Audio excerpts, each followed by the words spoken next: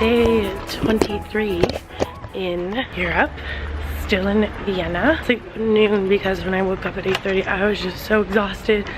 And the thing is, you can't push yourself to get up so early every day. Oh, else like you're gonna lose steam, so I was just so tired. So I slept till like 11. I'm gonna go to Schloss Palace, walk around the grounds a bit, and then I have to be back by like 6 so I can make sure at 7 I'm ready to buy Paramore tickets. Don't know if I'll have time to get my camera fixed today, but I definitely will be doing it tomorrow. We'll see. Yeah, just really nice day. It's hot. It was so hot in my room. I'm so tired of these hostels not having air conditioning. Well, I was worried I was gonna have to ask someone where the palace was when I got off the tram, but like it's pretty darn obvious. It's just right over there.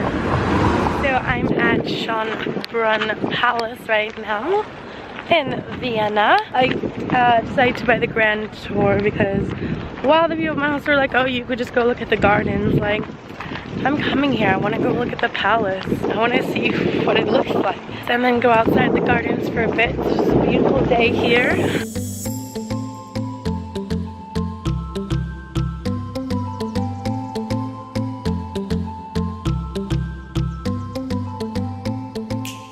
Well, big surprise. I can't record or take pictures in here. Like, it seems like everywhere in Europe now is doing that. So, quick little glimpse. That's what it looks like. I'll see you guys at the end of the tour. Okay, so I just got done walking in the palace. It took me about 30 to 40 minutes, which I was happy about because they said it could take like an hour, but I just didn't do the audio guide for all the rooms because I didn't feel it was necessary. It didn't take me too long, but I did also decide to get a postcard for my friend. She wanted one from Vienna, so I got her postcard, and I also got one of the like chocolates that they're famous for here. I remember correctly, these are called like a Mozart chocolate, so it's like mascarpone and pistachio, I feel like. Okay, so here's chocolate. See how I like it?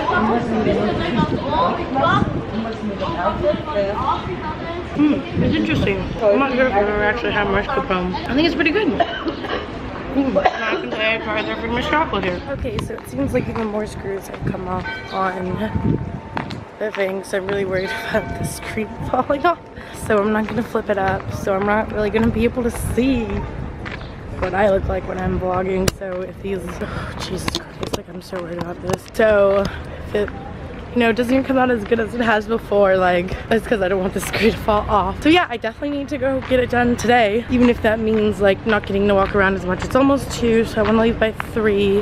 Then I was gonna see if I can go to Belvedere Palace, but I don't know if that's gonna happen since I really need to go get this camera fixed now, and that's honestly more important. So I'm just gonna walk around the gardens today for a little bit and show you what the free ones look like, because I didn't do any of the paid ones. They have like a maze, which I was debating doing, but then I'm like, well, I've done mazes before. So I'm just gonna walk around some of the gardens, see the, I forget what it's called, but it's like, it was one where you could pay to go up to it, but you can still see it for free, so I'm gonna go see it for free.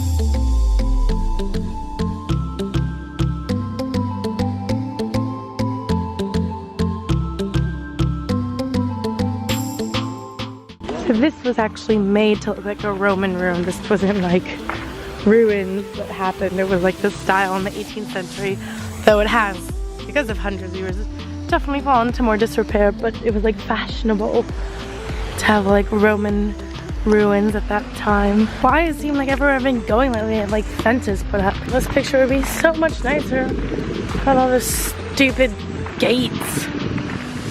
And it looks like they're setting up for a function of some sort of, I don't know.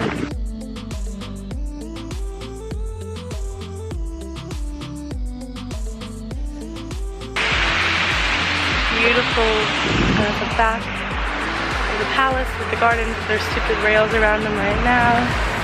Okay, so this is the one area she said you had to see. I'm gonna walk up because you can't even really see it because the hill is quite steep. Look at this view, you can see so much of Vienna. The palace down there and the gardens with the ugly cranes and crap.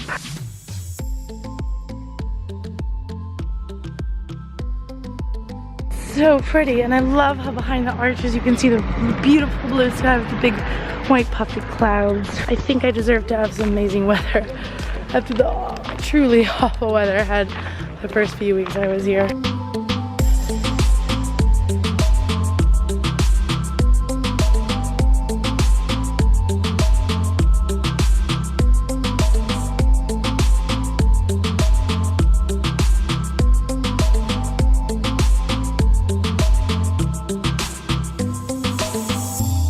Time to head back down and go get my camera fixed because it really needs to be now. All right, now I'm up at the very top of the fountain. Great view on the back of the palace.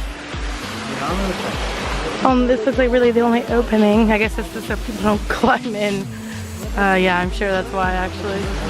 But they can see Neptune and his wives, I think. And then the hippocampi over here.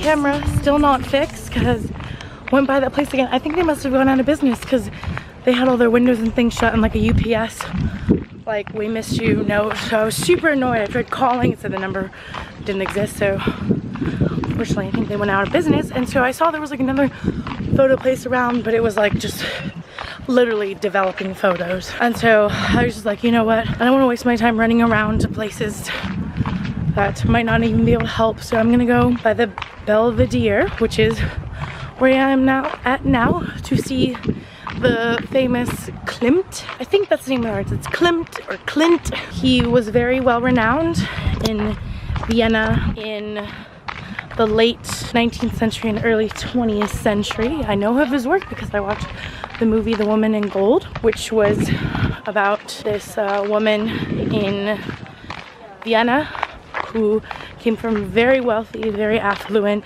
Jewish family, and her aunt and uncle were like family to her. They didn't have any kids, and her uncle had Klimt commission a painting of his wife, and it hung in their house, and she died when she was young. And like 20 years later, when the Nazis invaded, they kind of took over their house, and the daughter ended up escaping, but the parents did not. And the painting, you know, like a lot of things that were taken away, and it hung, I think, here at Belvedere for years. And so the movie was about her trying to get back the painting because it didn't belong to them, and ended up she did win the case. Took long, many years, because they thought it was theirs, even though they basically stolen it from her family when the Nazis invaded. And it was a gorgeous painting, but I'm happy to hear it's not here anymore. But some more of his work is here, and I really loved her work. Oh wow, this is beautiful. It's beautiful. Like, look at this.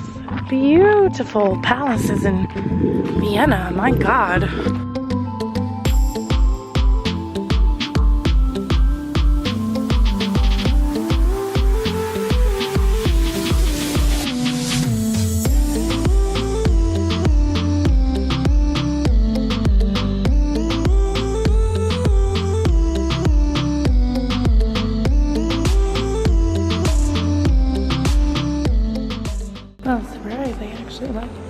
Take pictures and record a little bit in the corridors, they said, but of course where the paintings are, which I 100% knew was gonna happen. All right, so I'm going to show you guys the Klimt paintings, but I'll let you know what I think of them.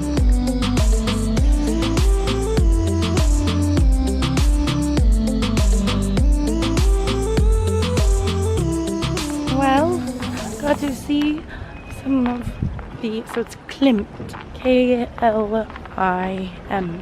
Klimt paintings that were very beautiful with the gold leaf and everything. Gorgeous paintings, and even saw Monet and a Van Gogh. Going to head back to my hostel because I need to get back before 7 to buy Paramore tickets. I'm like, guys, really, you have to announce Paraguay, your first freaking tour, all this stuff while I'm in Europe, and it's much harder to do. Okay, so this is the back of the upper part of the Belvedere.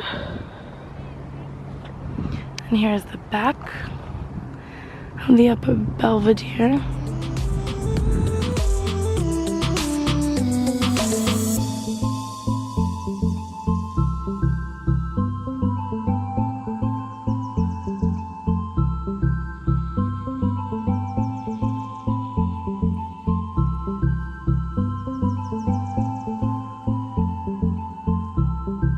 So I haven't vlogged really since I went to Belvedere, but I just went back to my house. But I came out to dinner with one of my roommates, and we had really nice Viennese dinner, but then I forgot to like take a picture of it on here. On my phone I did. But for dessert, I got this like traditional like baked fried apple thing that looks really good. I am about to try it. That's good, but I feel like it needs like a sauce to go with it. But very sweet apple, so pretty good.